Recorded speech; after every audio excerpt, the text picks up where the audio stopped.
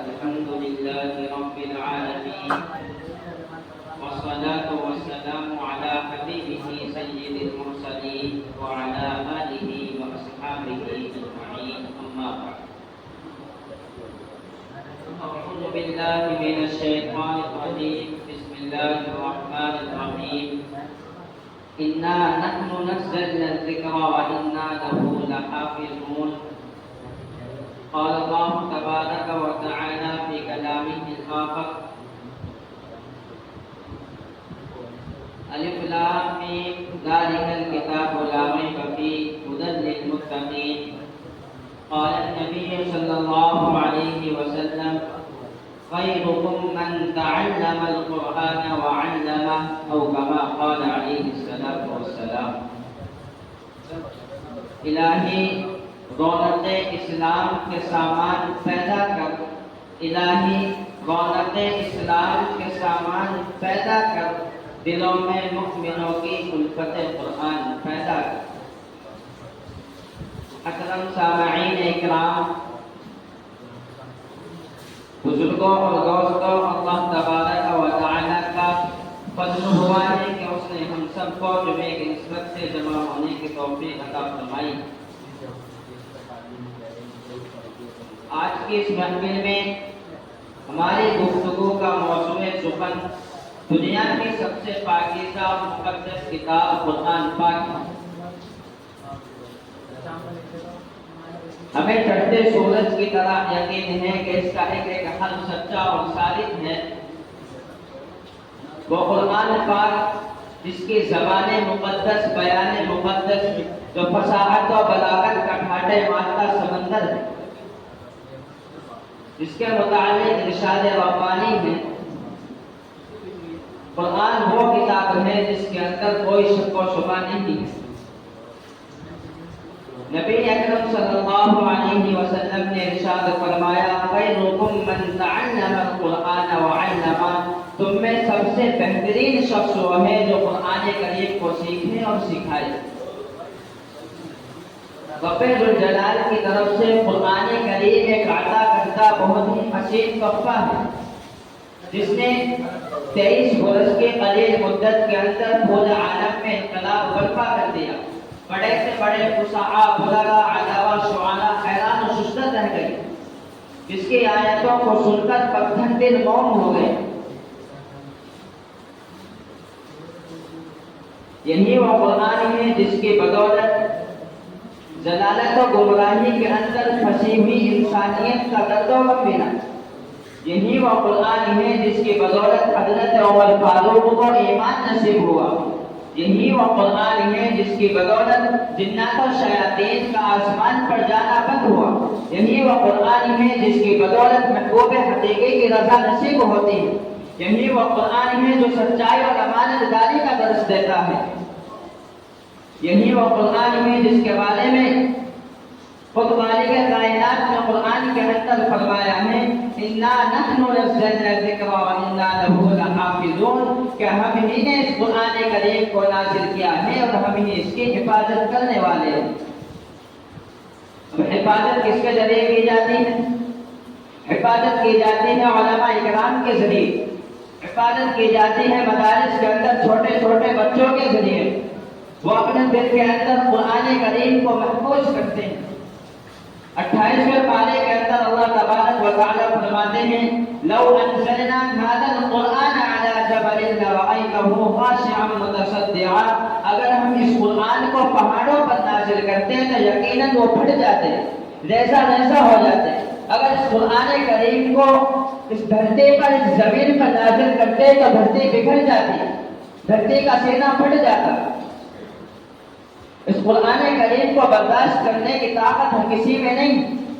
اللہ تبارک و تعالیٰ جس بچے کا انتخاب کرتے ہیں اس کو منتخب کرتے ہیں قرآن کریم پڑھنے کے لیے.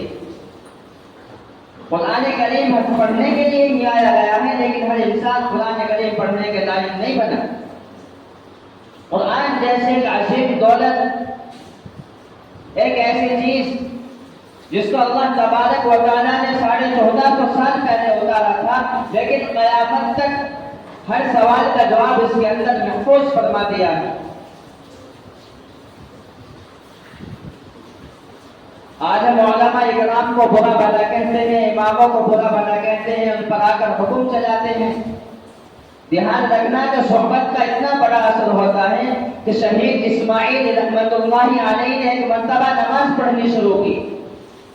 نیت کرے کہ میں 2 رکعت نماز ایسی پڑھوں گا جس کے اندر اللہ کے علاوہ کسی کا خیال نہ آئے، صرف اور صرف اللہ ہی کی طرف توجہ رہے۔ نماز پڑھنی شروع کی، 100 رکعتیں پائے تکمیل کو پہنچ گئی، 100 رکعتیں پڑھ چکے، لیکن ایک رکعت بھی ایسی نہیں ہوئی جس کے اندر کسی کا خیال نہ آیا ہو۔ حضرت کو بہت فکر ہوئی، سید احمد شہید کے پاس تشریف لے گئے، کہنے لگے کہ حضرت میں نے نیت کی تھی کہ 2 رکعت نماز ایسی پڑھ لوں جس کے اندر اللہ کے علاوہ کسی کا خیال نہ آئے، لیکن 100 رکعتیں پڑھ چکا ہوں، ایک رکعت بھی نہیں پڑھ پایا۔ سید احمد شہید کہنے لگے کہ ایک کام کرنا، تہجد ہمارے ساتھ پڑھ لینا۔ شاہ اسماعیل رحمت اللہ علیہ تہجد کے وقت سید احمد شہید کے پاس نماز پڑھنا شروع کرتے تھے۔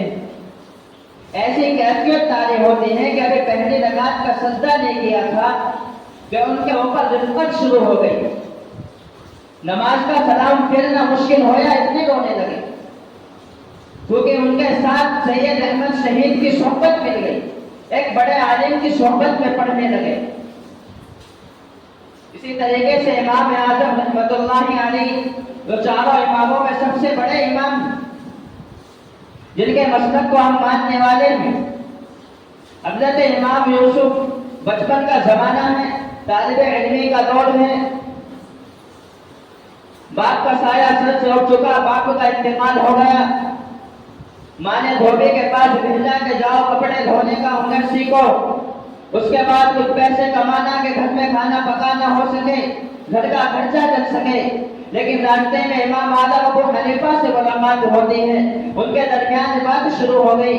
امام ابو یوسف نے تعلیم حاصل کرنی شروع کر دی، قرآن پڑھنا شروع کیا۔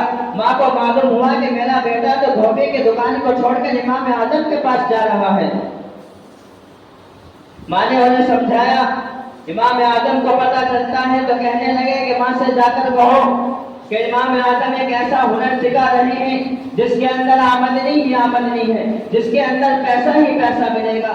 لیکن ماں نے بات نہیں مانی، فوراً حضرت امام اعظم کے پاس آتی ہیں اور کہتے ہیں کہ آپ میرے بچے کو علم سکھا رہے ہیں، میرے گھر میں کوئی کمانے والا نہیں، میں نے اس بچے کو دھوبی کے پاس بھیجا تھا کہ کچھ کما سکے تاکہ ہمارے گھر کا خرچہ چل جائے۔ امام اعظم نے بے ساختہ ان سے کہا کہ تمہارے بیٹے کو ایسا ہنر سکھا رہا ہوں کہ یہ تمہارا بیٹا اپنے وقت میں پستے کا فالودہ کھایا کرے گا۔ لیکن ماں کو یہ بات سمجھ میں نہیں آئی۔ کچھ وقت گزرا، امام ابو یوسف اپنے وقت کے بڑے امام بن گئے۔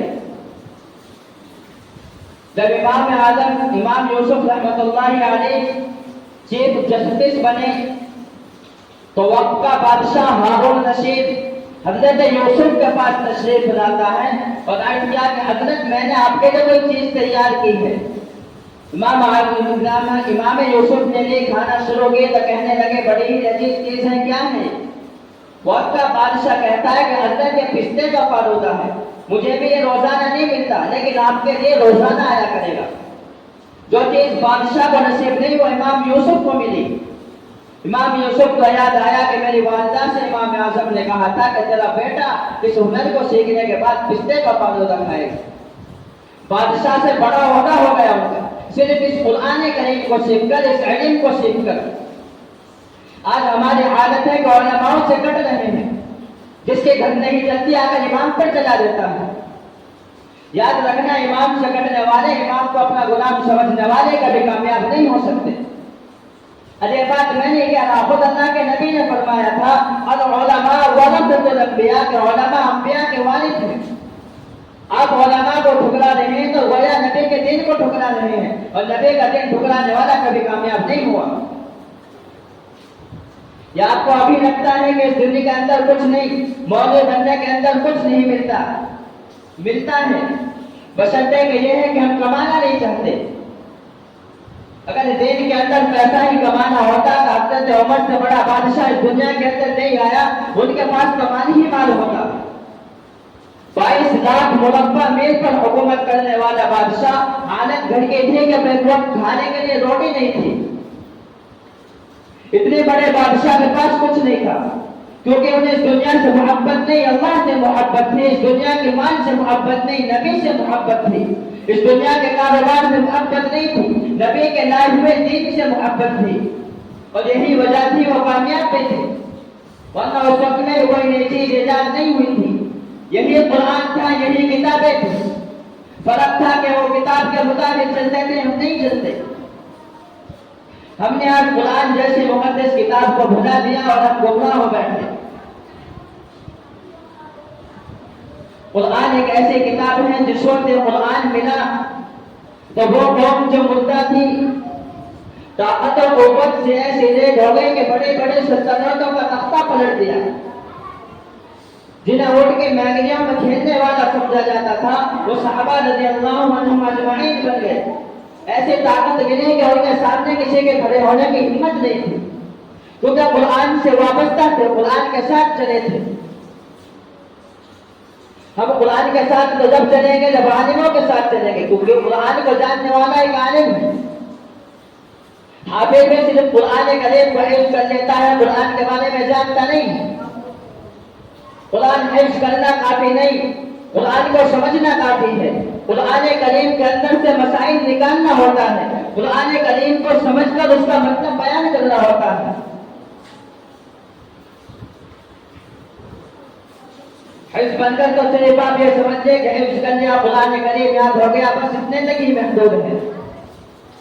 ہم یہ نہیں کہتے کہ تم اپنے بیٹے کو جج مت بناؤ، وکیل مت بناؤ، لیکن شریعت کے مطابق بناؤ، قرآن سے وابستہ کر کر بناؤ۔ اچھی بات ہے کہ ہماری قوم کا انسان بھی جج ہونا چاہیے، کمانڈر ہونا چاہیے، وکیل ہونا چاہیے، لیکن اس کے ساتھ ساتھ قرآن کی تعلیم بھی ہونی چاہیے۔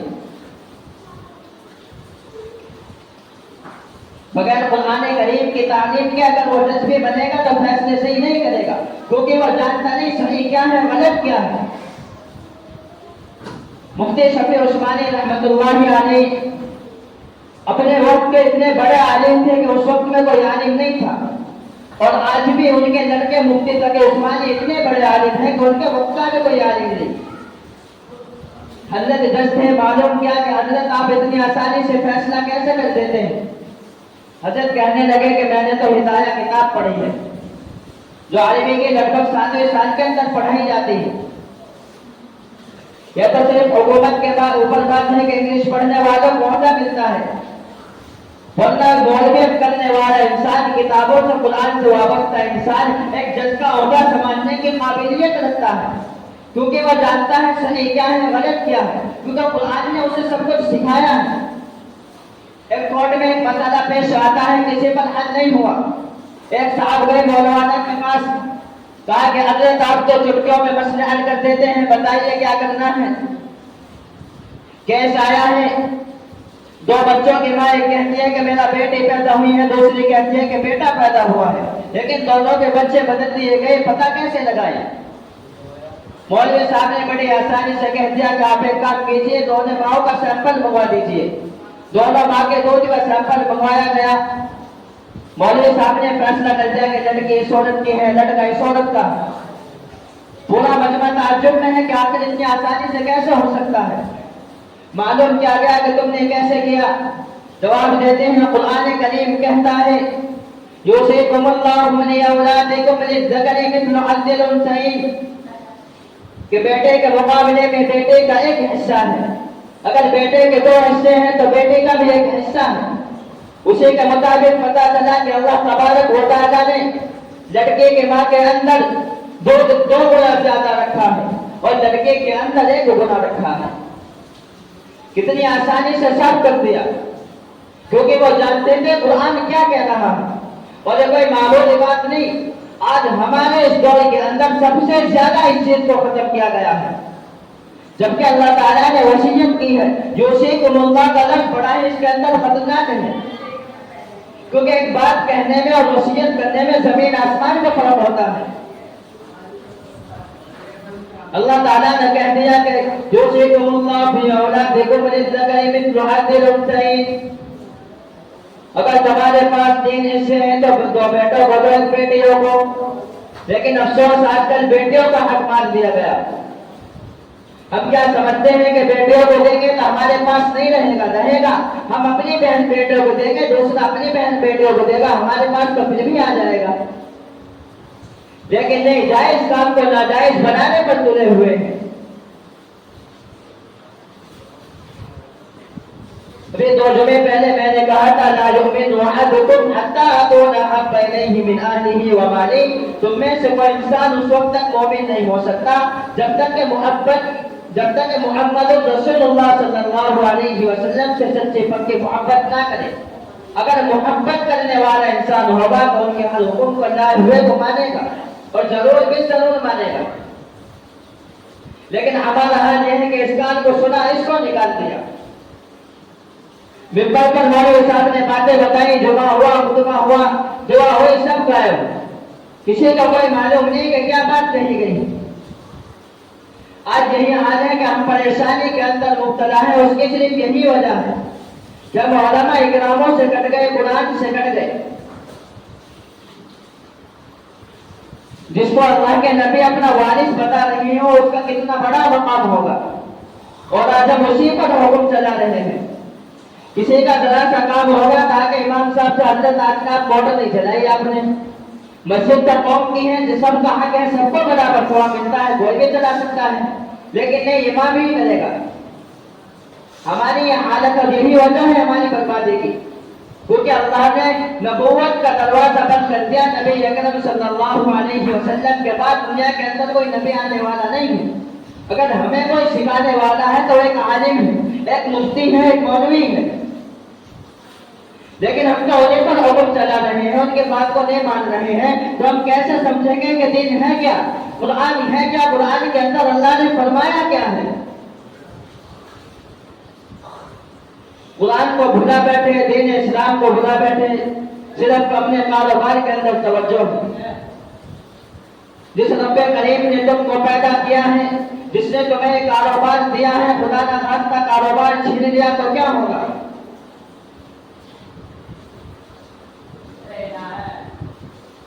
علماء اکرام کے ساتھ جڑنا ہوگا، ان کے ساتھ رہنا ہوگا، ان سے علم کو سیکھنا ہوگا، جب ہمیں کامیابی ملے گی، ورنہ ہمیں کامیابی ملنے والی نہیں۔